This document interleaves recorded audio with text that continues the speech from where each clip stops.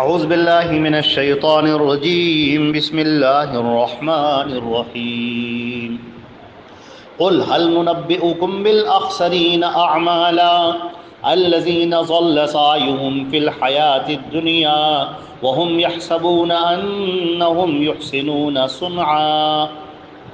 یہ سورۃ الکہف کی آیت نمبر 103 اور 104 ہے۔ ترجمہ ان دونوں آیت کا یہ ہے، اے نبی آپ کہہ دیجئے کہ کیا ہم تمہیں بتائیں کہ عمل کے لحاظ سے سب سے خسارے میں رہنے والے کون لوگ ہیں؟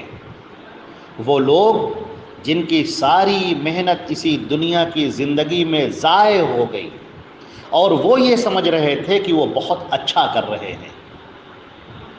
یہ جو قرآن پاک کی آیت ہے یہ لرزہ دینے والی آیت ہے۔ ایسی آیت کی بدن کے رونگٹے کھڑے ہو جائے۔ انسان اپنے لحاظ سے سمجھتا ہے کہ ہم اچھا کر رہے ہیں۔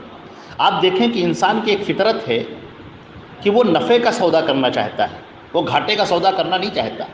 ہر انسان یہی چاہتا ہے کہ وہ نفع حاصل کرے، نقصان نہ اٹھائے۔ ہر انسان یہ چاہتا ہے، مگر ہوتا یہ ہے کہ بسا اوقات انسان اس راستے پر چل رہا ہوتا ہے جہاں پر اس کے لیے نقصان ہی نقصان ہے اور فائدہ نہیں ہے، مگر انسان اس راستے پر چلتا چلا جاتا ہے۔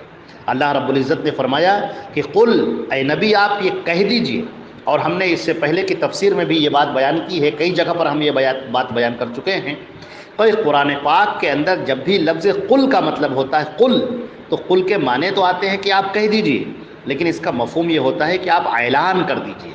یہ بات بہت اہم ہے اور اس کا اعلان ہو جانا چاہیے، سارے لوگوں کے کانوں تک یہ بات پہنچ جائے، سارے لوگ اس بات کو سنیں اور بہت غور سے اس بات کو سنیں۔ یہ نہایت اہم اعلان ہے۔ قل، آپ یہ کہہ دیجئے، هل ننبئکم بالاخسرین اعمالا، کیا ہم تمہیں بتائیں کہ عمل کے لحاظ سے سب سے گھاٹے میں رہنے والے کون ہیں؟ یعنی جو عمل بھی کر رہے ہیں اور گھاٹے میں رہیں گے، نماز پڑھ رہے ہیں، طواف کر رہے ہیں، اللہ کی راہ میں خرچ بھی کر رہے ہیں، نظر و نیاز بھی کر رہے ہیں، قربانی بھی کر رہے ہیں، اپنے کھیتوں کی فصل بھی نکال رہے ہیں، اور اس کے باوجود سب کے سب نقصان میں رہیں گے اور سب کے سب گھاٹے میں رہیں گے، اس لیے کہ ان کے عمل کے ساتھ میں شرک ملا ہوا ہے، وہ شرک بھی کر رہے ہیں۔ آگے چل کر آیات میں اس کا تذکرہ آئے گا کہ ہم ایسے لوگوں کو کہ اعمال کو تولیں گے بھی نہیں۔ کل قیامت کے دن نامہ اعمال جب تولے جا رہے ہوں گے تو ہم ان مشرکین کے اعمال کو وہاں رکھیں گے بھی نہیں، نامہ اعمال کو رکھیں گے نہیں تولنے کے لیے، ایسے ہی پھینک دیں گے۔ ایک جگہ پر فرمایا گیا ہے کہ فجعلناہ ہواء منصورا، ہم اس کو ہواؤں میں اڑا دیں گے، جیسے خس و خاشاک اڑا دیے جاتے ہیں، ریت اڑا دی جاتی ہے، ہم اس کو اڑا دیں گے، اس کو رکھیں گے ہی نہیں، پھینک دیں گے اٹھا کے۔ آدمی نامہ اعمال لے کر آئے گا اور ہم اس کو پھینک دیں گے کہ نہیں، یہ عمل اس لائق ہی نہیں ہے کہ اس پر رکھا جائے۔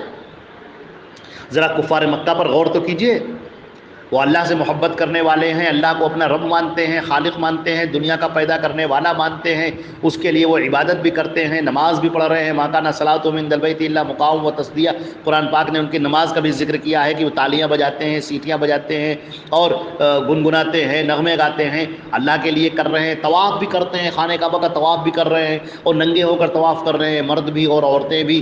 عورتوں کا وقت الگ ہے، مردوں کا الگ ہے، اور وہ اس لیے کہ نہیں ہم جن کپڑوں میں پہن کر گناہ کر رہے ہیں انہی کپڑوں کے ساتھ میں ہم اللہ کے سامنے کیسے جائیں، یہ نہیں اللہ کا اس قدر احترام ہے۔ اور جب وہ اپنے فصلیں جب نکالتے ہیں تو اس کے اندر حصہ نکالتے ہیں کہ یہ اللہ کا ہے اور یہ ہمارے شرکاء کا ہے، یہ حصہ جو ہے وہ اللہ کے لیے ہے اور یہ حصہ ہمارے لات عزیٰ ہبل جو ہمارے معبود بنے ہوئے ان کے لیے ہے۔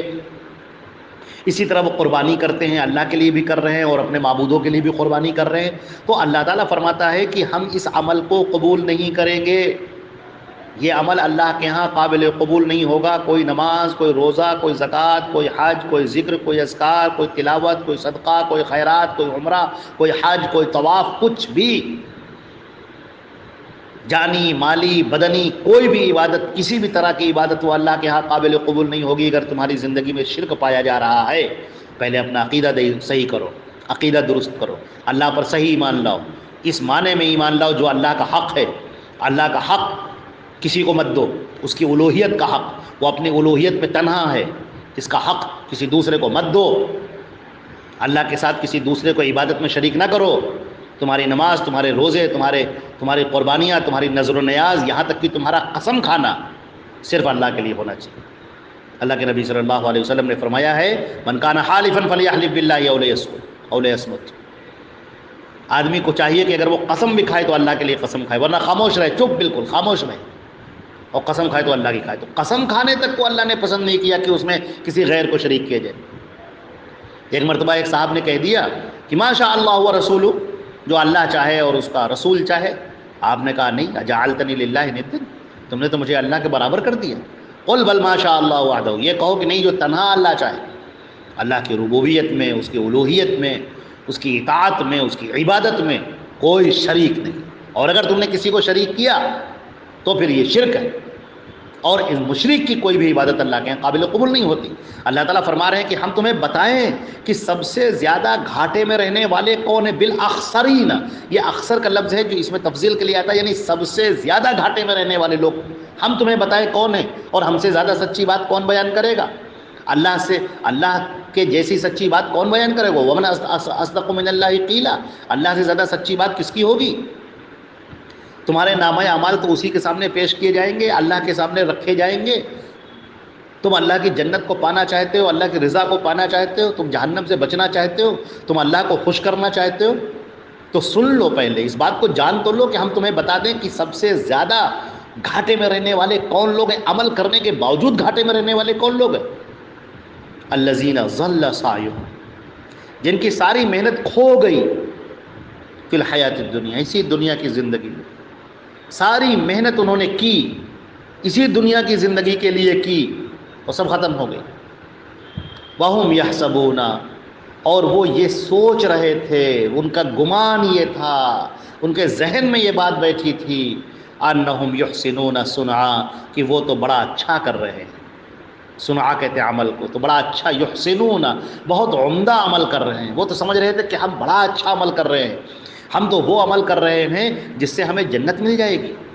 وہ سوچ رہے تھے کہ ہم تو یہ عمل کر رہے ہیں کہ ہم جنت میں، اللہ کی جنت میں داخل ہو جائیں گے، ہم تو یہ عمل کر رہے ہیں کہ ہم اللہ سے قریب ہو جائیں گے، اللہ کی محبت کو پا لیں گے، اللہ کی رضا کو پا لیں گے، اللہ کی خوشنودی کو پا لیں گے۔ وہ تو یہ سوچ رہے تھے، ان کا گمان یہ تھا، ان کا خیال یہ تھا، ان کے ذہن میں یہ بات بیٹھی تھی۔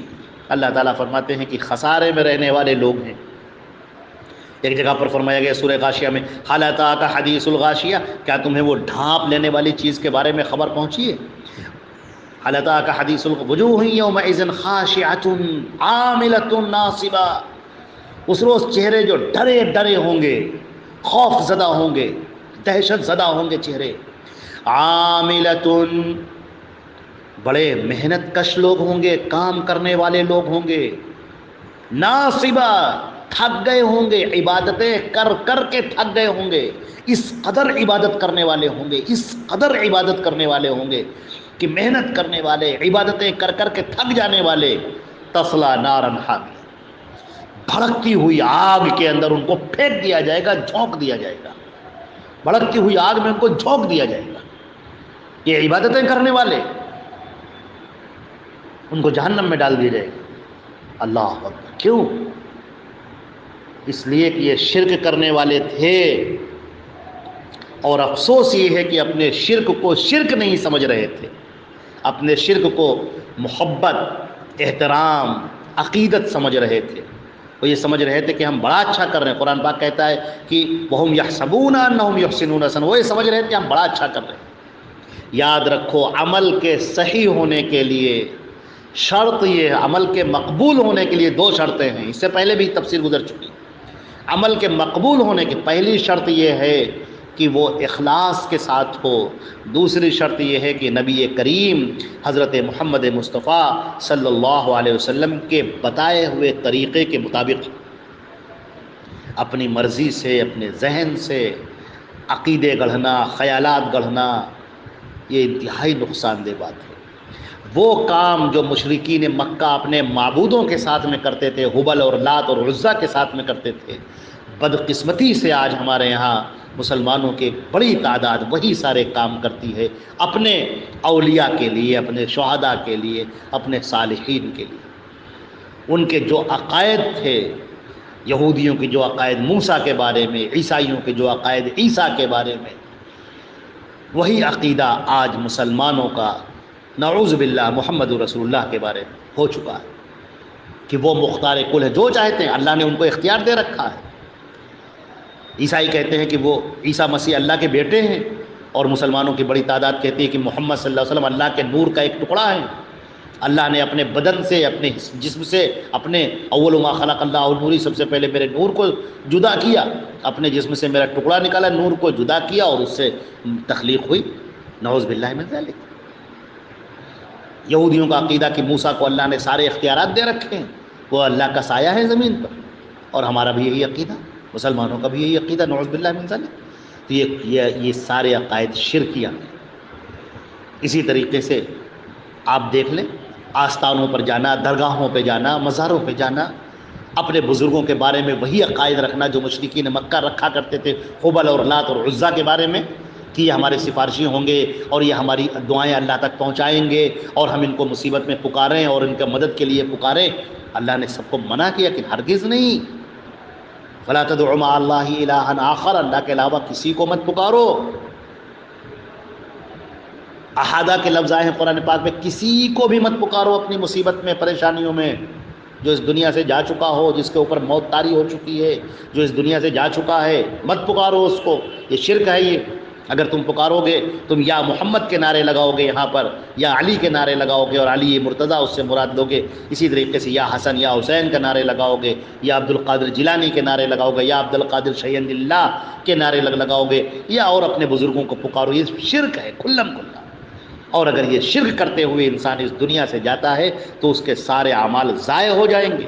اس دن کے آنے سے پہلے اپنے عقیدے کی اصلاح کر لو، اس دن کے آنے سے پہلے اپنے آپ کو ٹھیک کر لو، قرآن اور حدیث کے مطابق اپنے عقیدے کو بنا لو، اپنی زندگی کو بنا لو، اپنے اعمال کو بنا لو، ورنہ یہ اعمال اللہ کے ہاں اڑا دیے جائیں گے، کوئی حیثیت نہیں ہوگی، نام اعمال تولے بھی نہیں جائیں گے۔